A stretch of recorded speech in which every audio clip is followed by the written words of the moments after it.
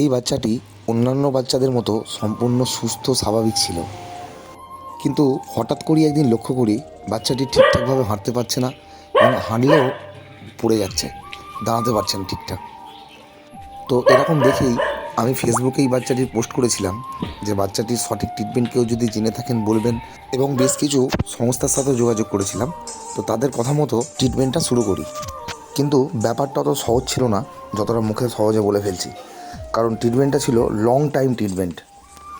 অভিজ্ঞরা বলেই দিয়েছিলেন প্রায় কমপক্ষে 6 থেকে 7 মাস চালাতেই হবে, তারপরে সুস্থ হলেও হতে পারে, নাও হতে পারে। এর সাথে আরও একটা সমস্যা হলো, এর পক্ষে আর নতুন করে খাবার সন্ধানে যাওয়া সম্ভব নয়, তাই খাবারেরও অভাব হবেই। সেই কারণে ওকে নিজের বাড়িতে নিয়ে চলে এলাম। বাড়ির বাইরে একটা ছোট্টখাটো শেল্টার মতো তৈরি করে ওকে ওখানেই আস্তানা করে দিলাম। থেকে থেকে ও আরও প্যারালাইজ টাইপ হয়ে যাচ্ছিল, মানে আর একদমই উঠে দাঁড়াবার ক্ষমতা ছিল না।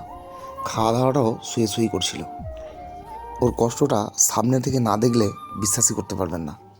এইভাবে একই জায়গায় থেকে থেকে ওর ম্যাগট হয়ে গেছিল, পিছনের মলদারের দিকে অনেক ফুটো হয়ে গিয়ে পোকা হয়ে গেছিলো। তারপর থেকে ওকে প্রায় টাইম মতো আমি ক্লিন করা বা শ্যাম্পু করানো বা চান করানো পর্যন্ত শুরু করলাম।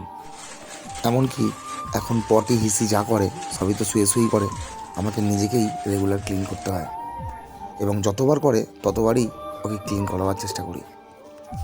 ওকে আলাদা করে সময় দিতে গিয়ে বর্তমানে আমার কাজের জায়গারও অনেক ক্ষতি হয়েছে, এবং বর্তমানে কাজেও আমি যেতে পারি না, কারণ টাইম মতো ইঞ্জেকশান বা মেডিসিন বা ওর পটি হিসি যাই করুক না কেন, স্থানীয়রা চিৎকার চেঁচামেচির আগেই আমাকে ক্লিন করতে হয়। সেই কারণে আমাকে ওর কাছেই সময় দিতে হয় বেশিরভাগ সময়। এর চিকিৎসায় কতটা উন্নতি হচ্ছে জানি না, বা হবে কিনা জানি না, কিন্তু থেকে থেকে কিন্তু আরও খারাপের দিকে গেছে। অভিজ্ঞরা আগে থেকেই বলেই দিয়েছেন লং টাইম ট্রিটমেন্ট, 6 থেকে 7 মাস, ভালো হতেও পারে, নাও হতে পারে।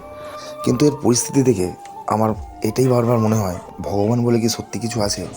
যদি থাকতো তাহলে শুধুমাত্র প্রাণটুকু এর বাঁচিয়ে রেখে লাভ কী? না পারে নিজে খেতে, না পারছে কিছু উঠতে চলতে, এতটা কষ্ট ভগবান দেয় কী করে? বিশেষ করে একটা অবলা জীবকে, যারা নিজেরা কিছু রোজগার উপার্জন করতে পারে না, সবটাই অপরের ওপর নির্ভরশীল হয়ে থাকতে হয়, তাদেরকে এতটা কষ্ট দেয় কী করে?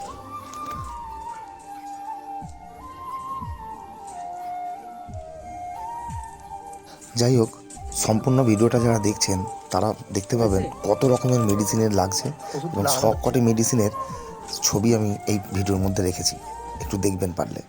আর এত মেডিসিন কন্টিনিউ লং টাইম চালানো আমার পক্ষে সম্ভব হচ্ছে না, কারণ আমার কাজেরও ক্ষতি হচ্ছে। তাই আমার ফোনপে নাম্বার, কিউআর কোডের ছবি দিয়ে রাখলাম। যদি সম্ভব হয় 1 টাকা 2 টাকা 5 টাকা করেও কেউ একটু সাহায্য করবেন।